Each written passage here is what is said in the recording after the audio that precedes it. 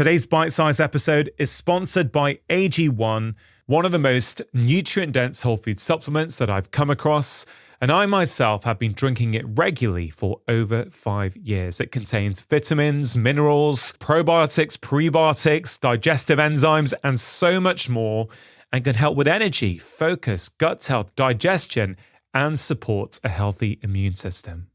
If you go to drinkag1.com/live more, they are giving my listeners a very special offer, a free 1-year supply of vitamin D and 5 free AG1 travel packs with your first order.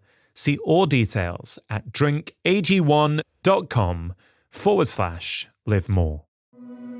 Welcome to Feel Better, Live More Bite Size, your weekly dose of positivity and optimism to get you ready for the weekend. Today's clip is from episode 329 of the podcast, which was a solo episode all about the rising issue of burnout. In that episode, I outlined the 7 signs that may indicate you're on the road to burnout, and I also shared 10 practical tools to help. Now, research has found that a staggering 88% of the UK workforce has experienced burnout since 2020. And in this clip, I walk you through 3 of the tools that you can think about introducing into your life that will quickly start to help. One of the worst things in life is when you've got no energy, right? Sometimes you don't want to get out of bed. You're struggling to get through that to-do list. You feel trapped. Every day feels like you're on a treadmill.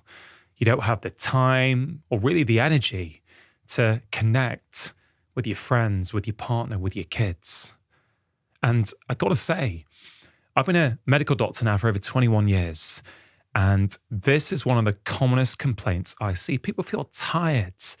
They're really, really struggling with their day-to-day lives. And one of the big problems is that they feel the problem is them. They feel that they're being lazy, that they don't have any motivation or willpower. Right? Have you ever felt like that? Maybe you feel like that at the moment. Maybe someone close to you feels like that. You know, the truth is, for pretty much everyone, the problem is not them. They do not have a laziness problem or a willpower problem or a motivation problem when they're complaining of this kind of low-grade fatigue. No. This is a sign that you are on the road to burnout. Burnout is very, very common these days. And I've got to be honest, it's getting more and more common as the pressures from work, from society start to mount up. And I've seen this. I've experienced it myself. I've seen it in so many patients. But what I do know is that you can take some very simple steps that will make a big difference, because these are the steps I've taken in my own life before, and these are the steps I've helped my patients take in their lives. And all of the things I'm going to recommend are simple to do, and they're completely free. I just want to make the point that burnout is not something that happens overnight. Burnout is chronic, unmanaged stress that goes on for days, weeks, months, and often it goes on for years. It's insidious. It creeps up over time. And the problem is with burnout is a lot of people don't realize they're going through it until it gets really, really bad. And I want to stop that from happening to you. Now, I think it's really important to understand how stress and your body's stress response system fits with burnout, right? Stress is not all bad. You need a little bit of stress to perform well, right? Let's say you're at work and you've got a presentation to give, right? You want a little bit of stress. It's going to help you perform better. Your brain's going to be sharper. Your memory's going to be better. Your focus is going to be improved. These things are fantastic, right? They're going to help you in that meeting. And if you have time afterwards to chill, rest, recuperate, you become more resilient over the time. The stress starts to tune up your nervous system. That's a good thing. That's how you build resilience, right? But that's not what happens in burnout. In burnout, you're getting stress. You're getting these doses of stress regularly, But the problem is you're not getting time to recover and reset. So your nervous system starts to change. Think of it like an elastic band. Right? You have an elastic band, you pull it a little bit, and then you let it go, and it comes back to its normal shape. That's great. That's what you want with your stress response system. But if you keep pulling it several times a day after day, week after week, what happens? The shape of that rubber band starts to change. It doesn't go back. That's kind of what's happening with burnout. For, many years in my adult life, I was a carer for my dad. And in those years, I put my dad's needs first at the expense of my needs, at the expense of my relationship with my wife, at the expense of time with my kids. And I got to that place where life felt like a struggle and I was struggling with motivation. I'd let self-care start to drop. I've been there, right? So I know how hard it is, but I also know how quickly you can change things. So the first step I want you to focus on is to intentionally engage with another human being. The first sign that may indicate you're on the road to burnout is disconnecting from the people around you. You are simply very unlikely to get out of this rut by yourself. You have to share this with someone. You have to tell someone. In fact, you may be surprised when you share this with someone and tell them, you may be surprised how many people in your life have actually been through this before or who are currently going through it. I want to tell you about one of my patients who I saw a few years ago. It was a 37-year-old chap called Stuart. Now, what's interesting about Stuart is if you're looking in from the outside, he was crushing life. He was running his own business. He'd work from home. He would work in the evenings. He would work at weekends. He was driving a sports car. He made good money. Honestly, from the outside, people thought he was crushing it. But one day he came in to see me in my clinic and he said to me, Dr. Chachier, I'm concerned that I've got depression. I struggle to get out of bed sometimes. I feel exhausted. Little things are starting to bother me. I don't have that creative spark that I used to have.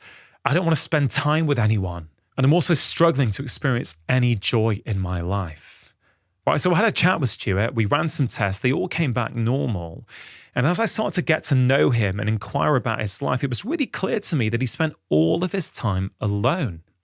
And so what I said to Stuart is, listen, I think you need to spend some time with your friends.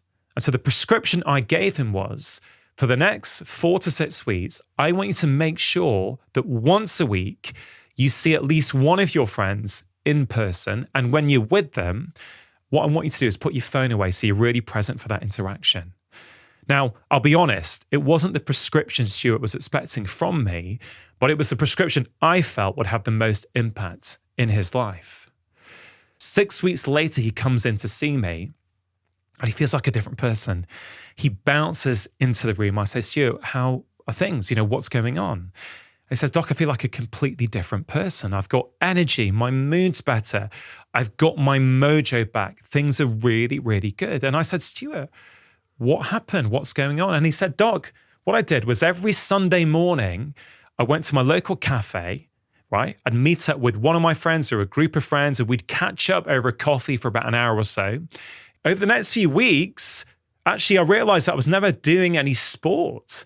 Right? And so with my mates, we decided to play five-a-side football after work every Wednesday night.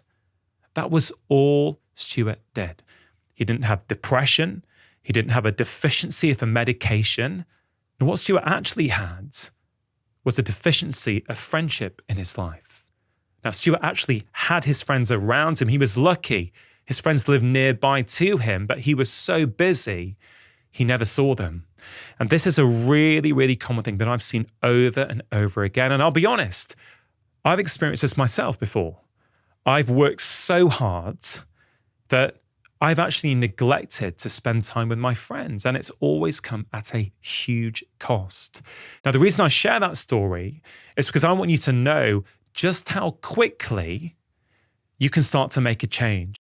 Right? That's all he needed to do. That one change led to all kinds of other positive ripple effect changes. Right? So maybe that's something that's going to work for you. Maybe it's you diarying some time with your partner. But diary in something regularly with another human being. It's so, so important. Another thing, certainly in the UK, that's helpful for people is something called Parkrun. Parkrun is a community initiative in hundreds, if not thousands of towns and villages. Every Saturday morning, people get together to go for a 5-kilometer run or walk. And actually, it's not about running. It's about the community. And lots of my patients who are really struggling with their moods and their mental health, often they don't want to run. They go and volunteer. And it gives them a sense of purpose in their life. It gives them a sense that they matter. And it's important that they show up to do their bit, right? So please do think about it. How can you start to intentionally engage with another human being? This is really, really important. The fourth thing I want you to focus on as part of this 10-step action plan is to do something that you love every day. Now, what a lot of people don't realize is that regularly doing things that you love makes you more resilient to stress. But at the same time, being chronically stressed, particularly work-related stress, means that you find it harder to gain pleasure in everyday things. So one way around this is for 5 minutes a day, right? If you could do more, great, but even 5 minutes a day will make a difference. 5 minutes a day, you're doing something for you, not for your boss, not for your work colleagues, not for your partner, not for your children. This is for you. This could be reading a book, okay? It could be listening to some tunes or some music that you really like. It could even be going onto YouTube and watching your favorite comedian for a few minutes, right? It's so, so powerful. If you give yourself a daily dose of pleasure, you will find that little by little, day after day, you are going to start to feel more resilient, more engaged with life. It's going to have such a powerful impact. For me, what do? There's all kinds of things I love doing. I love reading, I love listening to music, but I love playing my guitar. And so often in the evenings, especially if it's been a stressful day, I'll just sit with my guitar for a few minutes and sing. And it makes all the difference. If I go for a week or two without doing this, I can absolutely feel it. So what's it going to be for you? What is that thing that you can do each day for only 5 minutes, but something that you're really, really going to enjoy? And the final step, step 10 on this action plan, is a bit more about the bigger picture. A lot of the time, we end up on the road to burnout and getting burnt out is because we're not living a life that's in alignment with who we really are. Our daily actions are not aligned with our values. We're often in jobs that we don't really enjoy. I think it's really important for me to say here that I get it. Sometimes you have to do a job that you don't particularly like because that's how you feed yourself. That's how you feed your family and put a roof over your heads. I understand that. So this advice is going to be different for different people at different stages of their lives. But even if that is you, it's still worth having a think about, what are my values? Is this still the job I want to be doing in 2 years and 3 years and 5 years? And I'd encourage you, maybe once a week, just sit down and write down what are some of the core values that encompass who I am and who I want to be. It doesn't need to take long. Even just one value will start to help you. You know, I've done this many times over the years. What I would say right now is that my 3 core values are integrity, compassion, and curiosity. And those are the 3 values that I like to bring to every aspect of my life, my personal life, yes, but also my work life. And if I look back on my career at times when I was getting frustrated and overworking and getting quite resentful about work, often one of those values was being violated. I think this is one of the most important things that you can spend time with. Yes, for how you're feeling right now, but also for your long-term health and happiness. You may not be able to change everything straight away, but if you've never spent a moment to think about what it is you truly want out of life, you're going to find yourself falling into the same traps over and over again.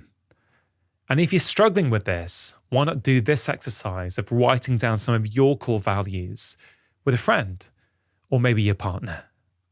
Some examples of values or things that you value, right? This is not an exhaustive list, but just to get you thinking, things like solitude, nature, the environment, creativity, curiosity, compassion, honesty, integrity. Maybe you're hearing all of those and go, yeah, I like all of them. That's fine.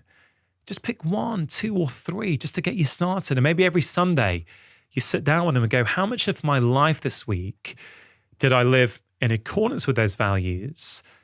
And how much of my life was in conflict with them? And I think you'll be surprised at how much you learn about yourself, because these are the really, really important lessons that will help you get out of the jam that you're currently in, but will also help you with your long-term health and happiness. Hope you enjoyed that bite-sized clip. Do spread the love by sharing this episode with your friends and family. If you enjoyed this episode, I think you will really enjoy my bite-sized Friday email. It's called the Friday 5, and each week I share things that I do not share on social media. It contains 5 short doses of positivity, articles or books that I'm reading, quotes that I'm thinking about, exciting research I've come across, and so much more. I really think you're going to love it. The goal is for it to be a small yet powerful dose of feel-good to get you ready for the weekend. You can sign up for it free of charge at drchatterjee.com/Friday5. I hope you have a wonderful weekend. Make sure you have pressed subscribe, and I'll be back next week with my long-form conversation on Wednesday and the latest episode of Bite Size next Friday.